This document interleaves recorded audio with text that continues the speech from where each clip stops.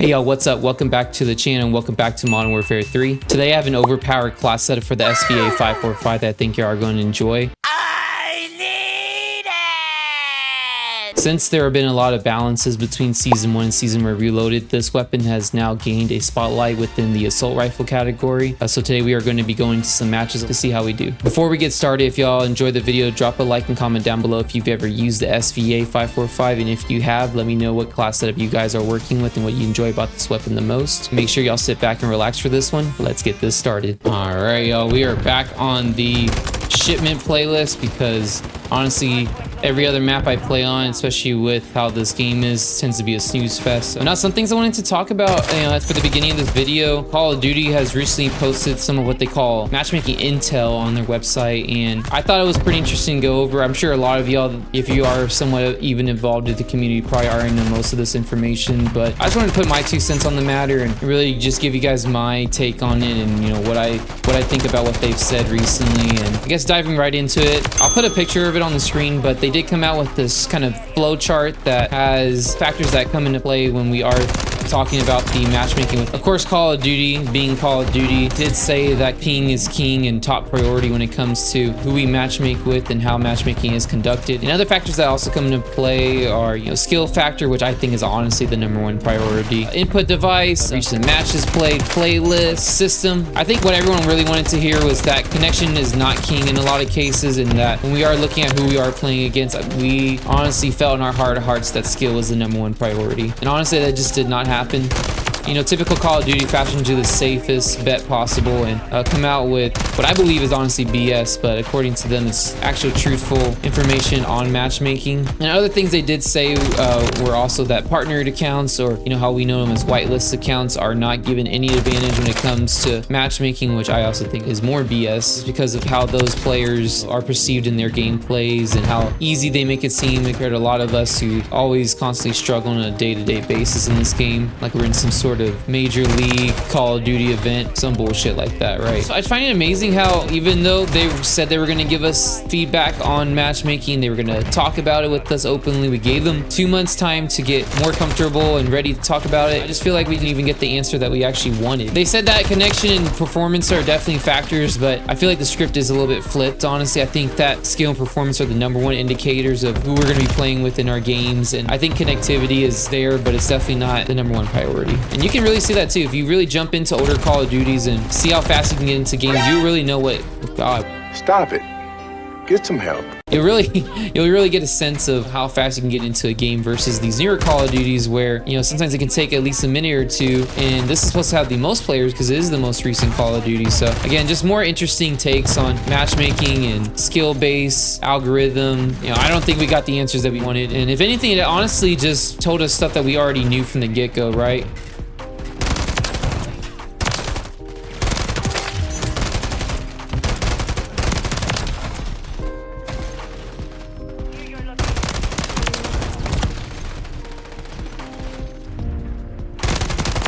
Whew. Honestly, who knows what we'll get at this point. I don't think we'll ever get rid of skill-based matchmaking. According to Call of Duty, this is their best way of maintaining player retention, and when they have turned off skill-based matchmaking, they found that players that weren't as skilled as players that were a little more experienced were just less likely to play on Call of Duty. I just find that kind of weird. I think that when you look at Call of Duty, and especially if you've been playing for a long time, we all know back then that skill-based matching was nowhere near as intense as it is now, and with how the matchmaking can be, and the fact that I'm playing people just as good as I am, I think that just kind of kills that diversity all in all. Honestly, I feel like every game's the same. I feel like when it comes to wins and losses, we're talking maybe 1 or 2 points. You would think that some of their hardcore, dedicated players that have been in since the beginning would actually give you the most retention.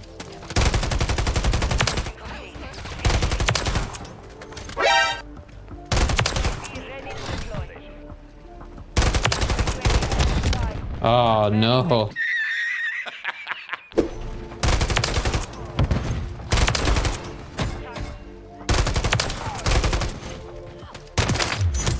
I just find it amazing how even after all this time, we pretty much got an answer that we already basically knew from the get-go. I don't think anyone's surprised that we're getting lobbies that are protecting lower bracket players, and you're sticking all the higher bracket players with other players that play basically the same. I'm not asking to play against bots every single match, but at least give me a game or two where there's actual low ping lobbies and we're actually playing against people who may or may not be better than us. Let those experiences for those people be their learning curve. Those who aren't cut out for it, and there are games that put you in that situation. You know, you'll know if you're a new player whether Call of Duty is for you, and if it's not for you, there's probably another game out there for you. There's nothing wrong with that. I think Call of Duty is at least one of the easier shooters to get into, but it's up to us as the fans and players to keep speaking out about this and to really just voice our opinions on the matter and really tell them how we feel. All right, y'all, here we go. Here we go. Another match on sub base.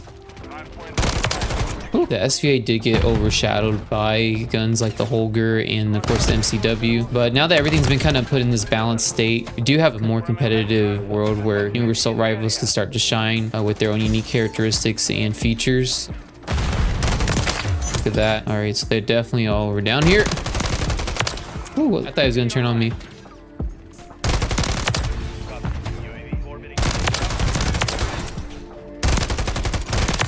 Oh shit. Nope. Oh! What?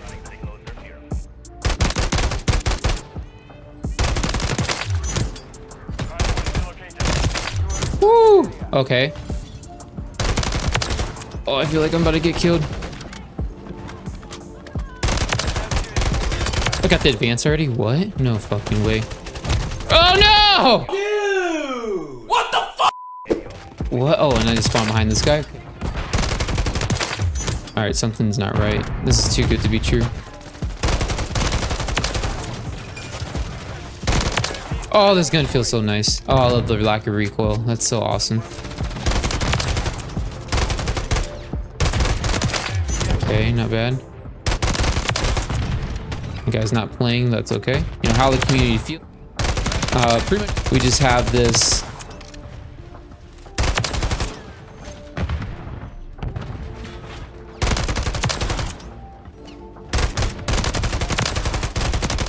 Whew.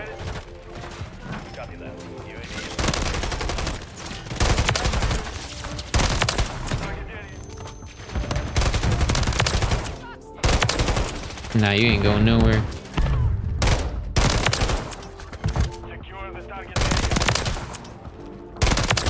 Whew. This gun feels too good. This gun feels really good though. I love the no recoil with the added fire rate that you usually don't get out of something unless you're using a submachine gun.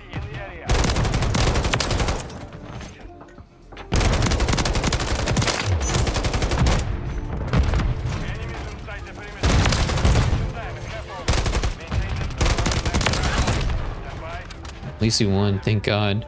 Good job. All right, y'all, we got East States 10v10. The things over the last couple of days we have gone. Oh God, that guy was in the pit. The factors that do come into play based off of all the games we played over the years, and you know, falls around what probably a lot of y'all have already been here, and finally broke their silence in regards. But recently, Call of Duty, you know, ping has always been the #1 priority. Parts that skill has always played the largest role. Jesus. Oh, good thing I ran out of bullets there.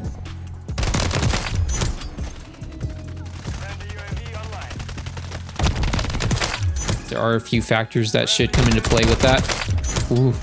You know, what settings you have for your microphone and your... Oh, I got the advance.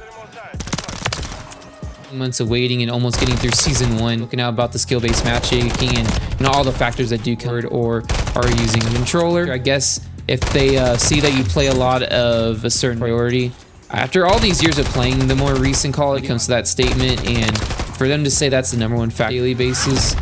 All right, y'all, here we go. We got the SVA 10v10 on Greece. This should be a good one. Oh, and this gun feels so good. It's not even a question. Oh, wow. I wish we were on the other side, but it is what it is.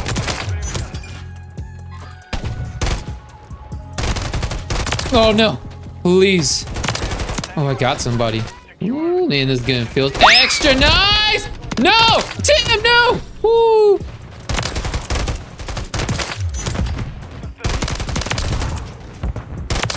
Woo. Okay, got him.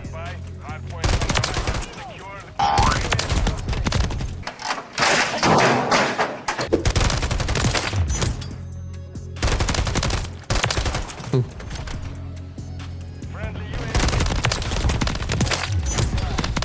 Woo! Oh my goodness!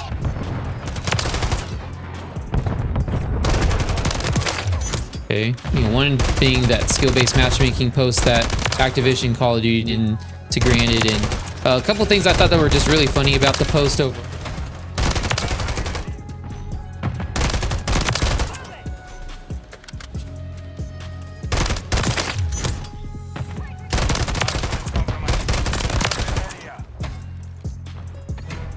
No, I was around the corner. It's the biggest piece of dog shit. Oh God.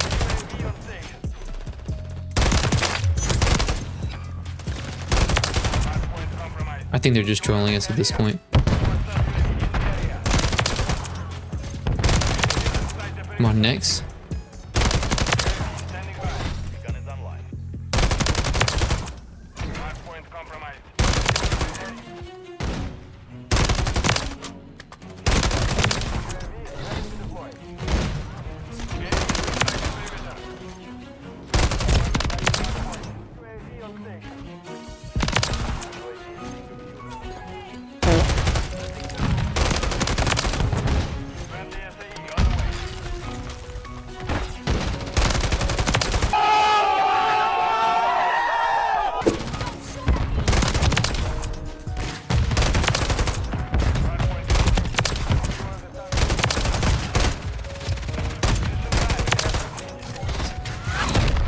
That was a good game. All right, y'all, we got 10v10 on Skid Row. Let's go, here we go. Kind of quiet, actually.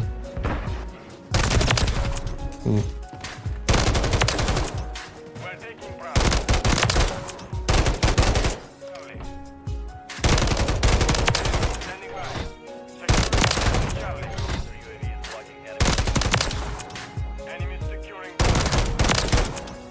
Okay. Man, this gun feels so good.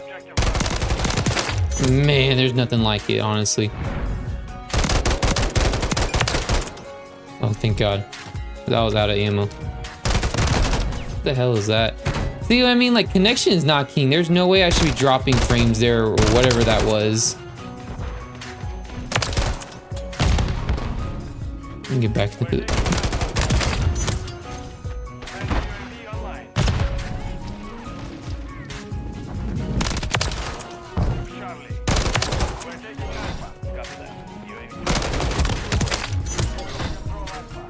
No, I knew that rat. It's only a game. Why you have to be mad? I don't think it's ever going anywhere.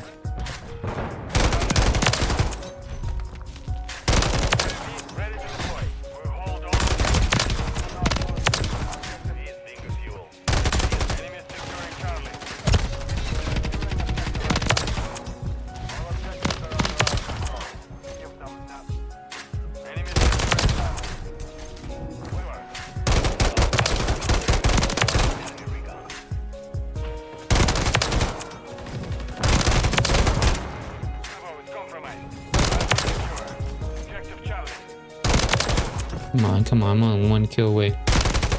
Got it.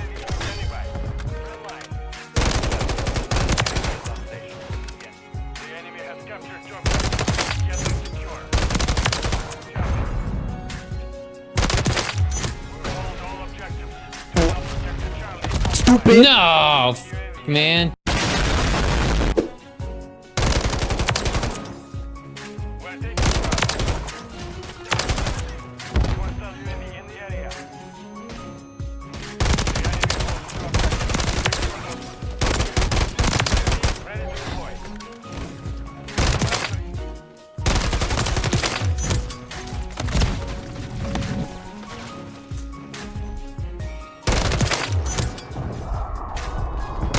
that guy. Woo.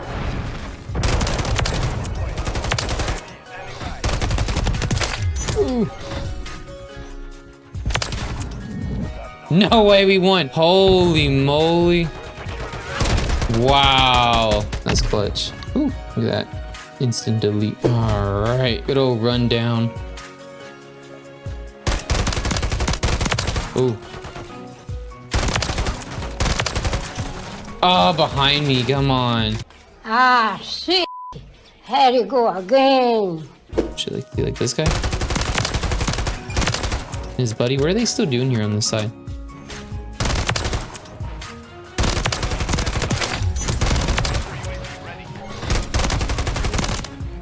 Damn it. Oh, come on.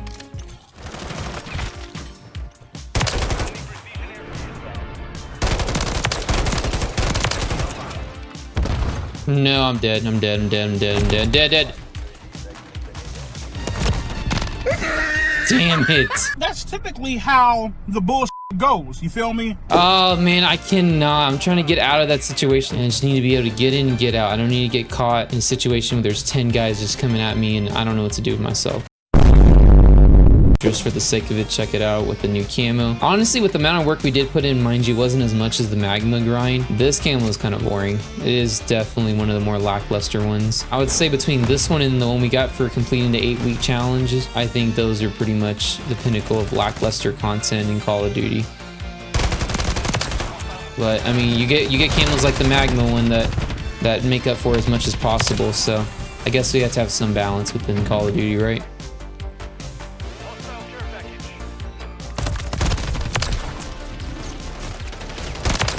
Just reloading.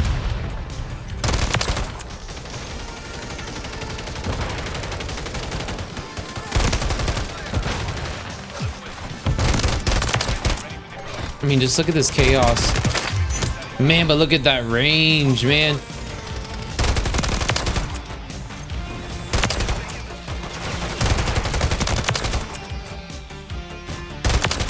Come on.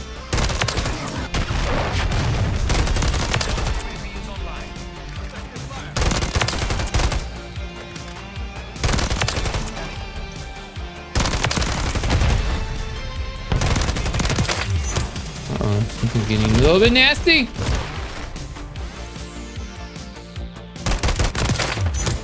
Easy. That's extra lame. It shoots amazingly fast. I mean, just like look at that. I mean, just deleted.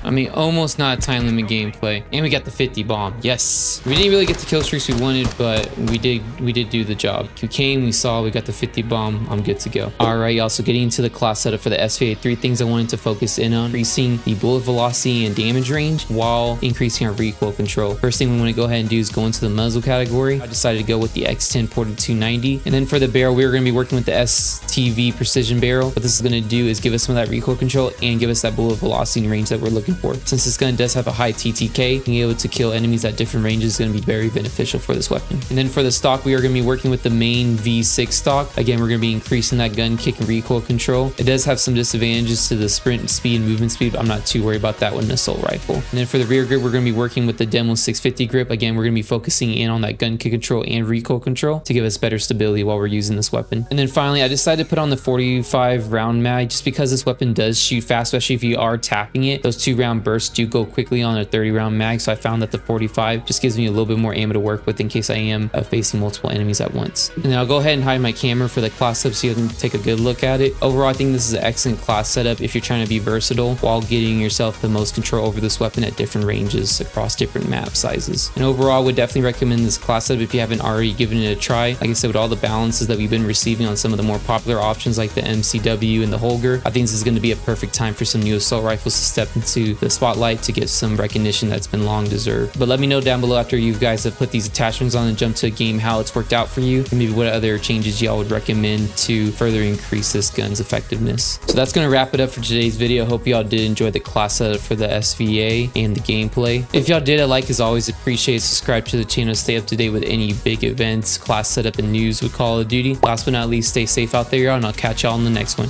Peace.